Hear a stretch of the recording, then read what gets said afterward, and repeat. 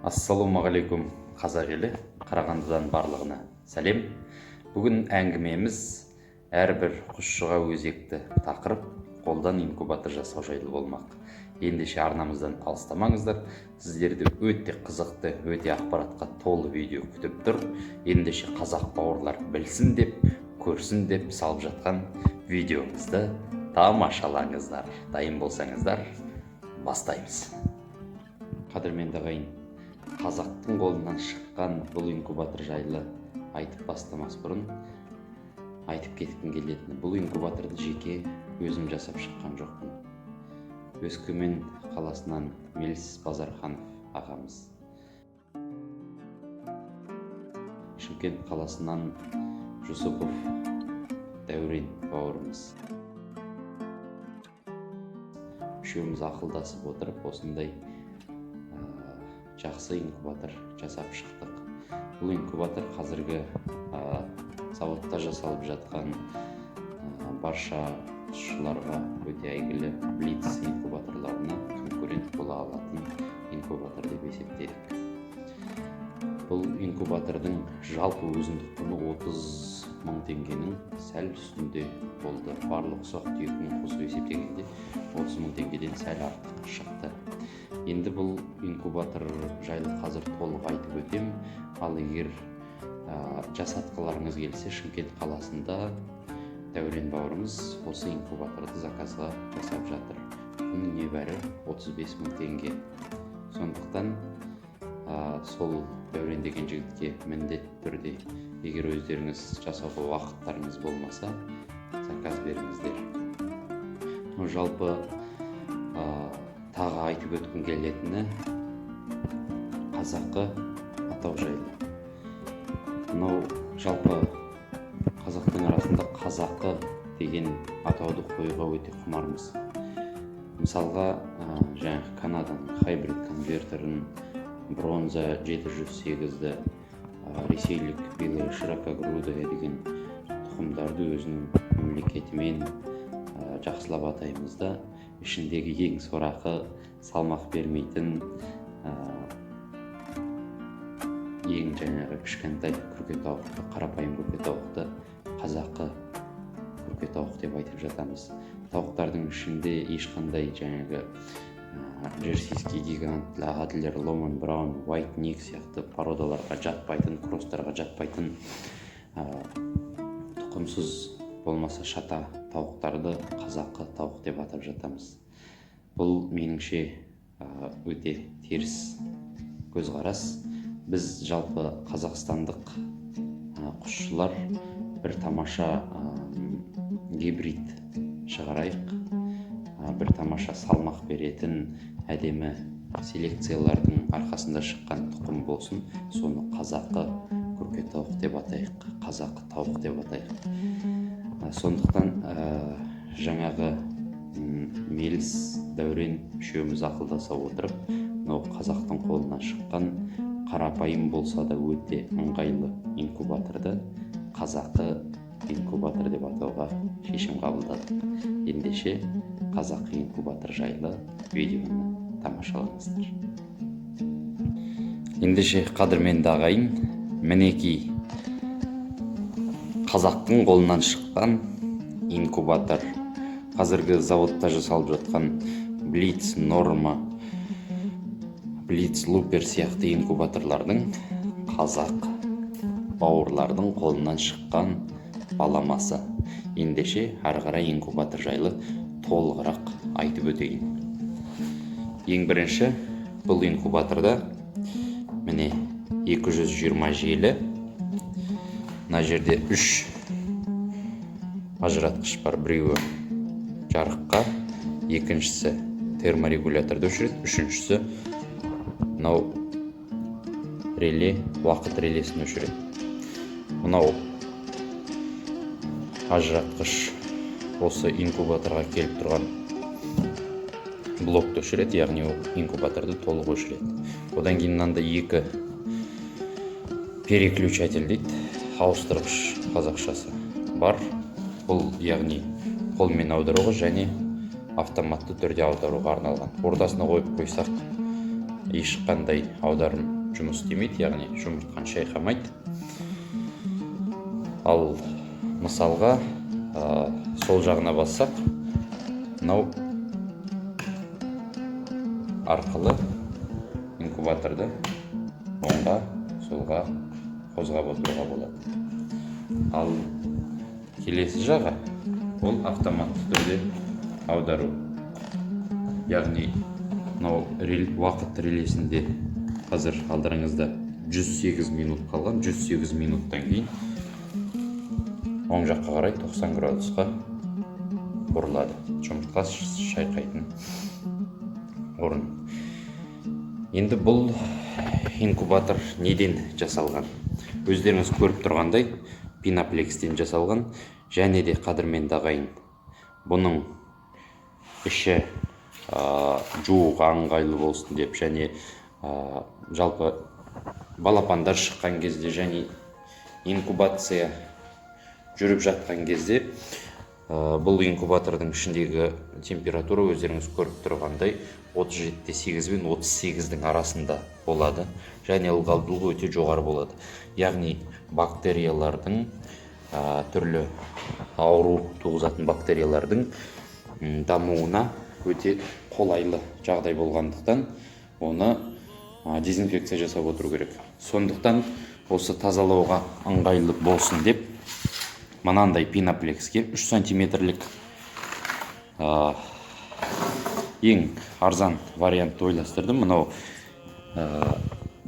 терезенің откосын жасауға арналған сэндвич панель. Осыны пенамен жапсырып өттім де мынандай 4 сантиметрлік сэндвич жасадым. Іш жағы пластик, яғни жууға, дезинфекция жасауға өте ыңғайлы. Қазір сіздерге мынау инкубаторымды қосып қойғам. Ішінде 28 күркетауықтың жұмыртқасы бар. Белая широкогрудая породасы. Сол жұмыртқаларды алып шетке қарай қоямын да инкубатордың ішін қыздырғыш элементті толық көрсетіп шығамын. Мінекей инкубатордың ішкі көрінісі мынадай. Яғни жарық, шеті кішкене енді қақпақты ашып жапқанда бір-біріне тиіп жұқара бермесін деп мына жерге пластик угольник желімдеп қойғам. Одан кейін оның іші мінекей пинаплекс пен сэндвич панель. Лотокты көрсеңіздер, лоток фанерадан жасалған, биіктігі 6 см. Бұл инкубатордың жалпы өлшемдері сыртқы ұзындығы 91 см, былай қарай ені 41 см болып шықты. Тереңдігі 40 см. Мінекей мынау инкубатордың жалпы басқару тетіктері жайлы айтып өтсем, мынау мінекей общий жалпы выключатель болды. Мынау уақыт релесі, яғни ол механизмнің оңға солға ауып тұруына көмектеседі. Мынау температураның релесі, регуляторы. Және де мінекей свет кетіп қалған жағдайда аккумуляторға қосып қоюға арналған жеке 12 вольтқа сым шығарып қойғанбыз. Бұл жерге 12 вольт тұрақты түрде келіп тұрады. Яғни қосымша вентилятор, тағы басқа нәрсе жалғағыңыз келсе, мына жерге 12 вольтқа кез келген нәрсені жалғауға болады. Мінекей бір қолмен ыңғайсыздау. Жақсы.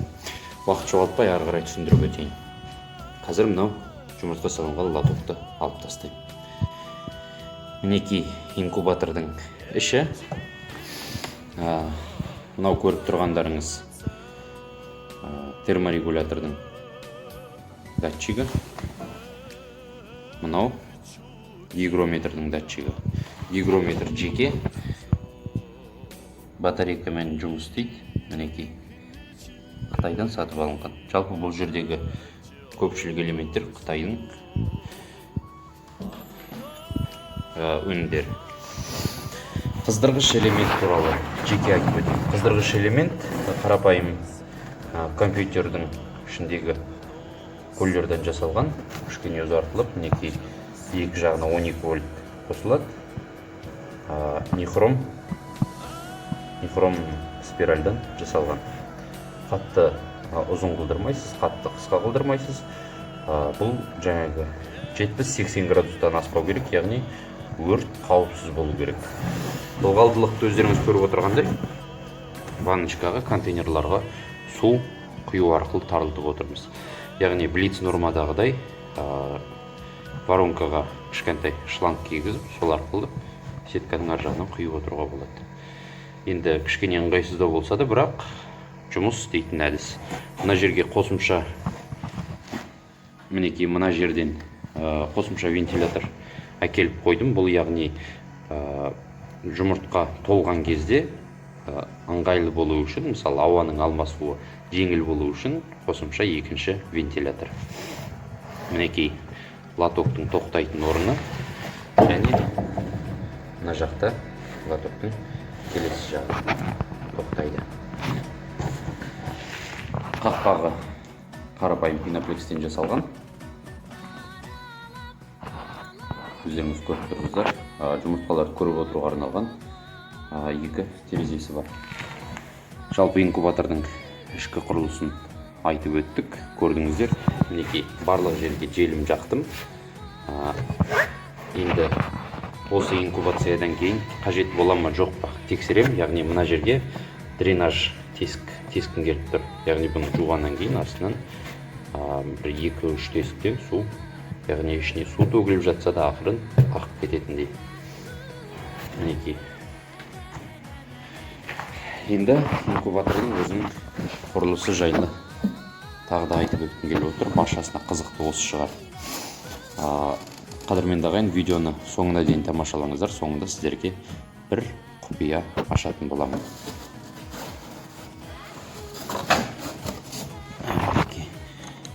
Мынау ашылмай қалыпты. Өздеріңіз көріп тұрғаныңыздай қарапайым шуруппен байладым бұл инкубатордың жан-жағын. Мінекей.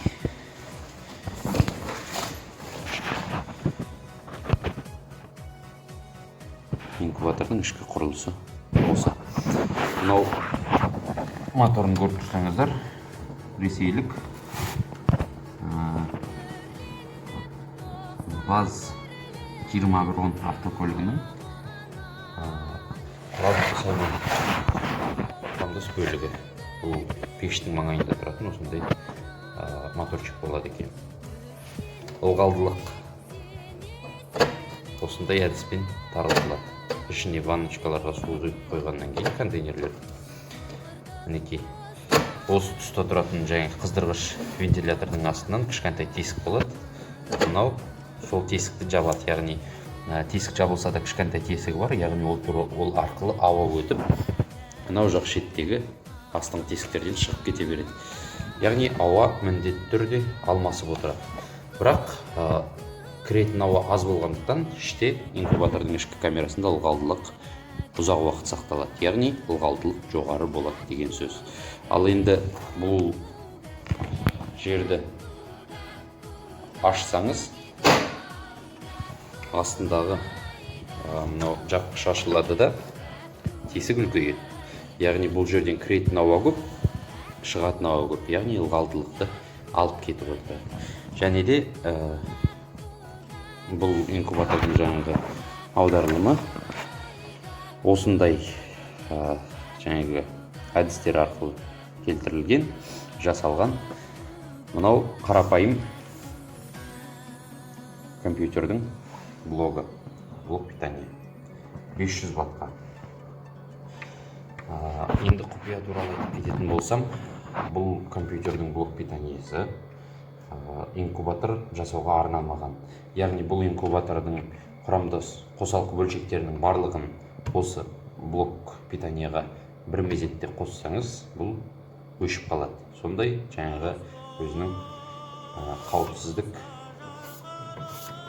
қызметі бар сондай. Оны бізге жаңағы қалай айналып өтуге болады? Яғни блок питаниядан шыққан бір қызыл сым мен бір қара сымға осындай 12 вольттік кішкентай лампа пайкалап қоясыздар. Содан кейін бұл блок питанияны инкубатор жасауға қолдануға болады. Мінекей осындай кішкене де болса құпия бар. Сол құпияны сіздерге ашып отырмын. Қадірменді ағайын,